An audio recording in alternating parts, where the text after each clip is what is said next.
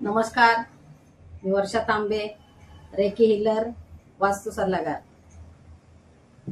बऱ्याचशा लोकांचे मला मेसेज आले की मॅडम, शरीरामधली नेगेटिव्ह ऊर्जा आणि पॉझिटिव्ह ऊर्जा काय आहे आणि त्याचे फायदे आणि तोटे काय आहेत हे आम्हाला सांगा. शरीरामध्ये नेगेटिव्ह ऊर्जा म्हणजे आपला ओरा असतो. ओरा जर खराब झालेला असला तर आपल्या शरीरामध्ये नेगेटिव्ह ऊर्जा येते.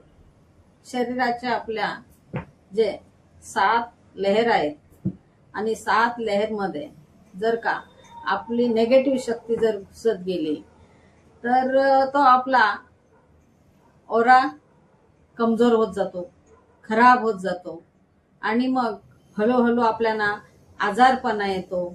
टेन्शन मध्ये जातात लोक, डिप्रेशन मध्ये जातात, फोबिया होतो, एन्झायटी होते, व्यसनाधीन होतात. असे नेगेटिव्ह ओऱ्याचे तोटे असतात. आणि पॉझिटिव्ह ओरा म्हणजे तुमचा ओरा जेवढा पॉझिटिव्ह असेल, जेवढा स्ट्रॉंग असेल, तेवढी तुमची तब्येत स्ट्रॉंग असते की तुमच्या जवळ नेगेटिव्ह ऊर्जा येत नाही, तुमच्या जवळ आजारपणा जास्त येत नाही तुम्हाला. हे पॉझिटिव्ह ऊर्जेचा प्रकार आहे.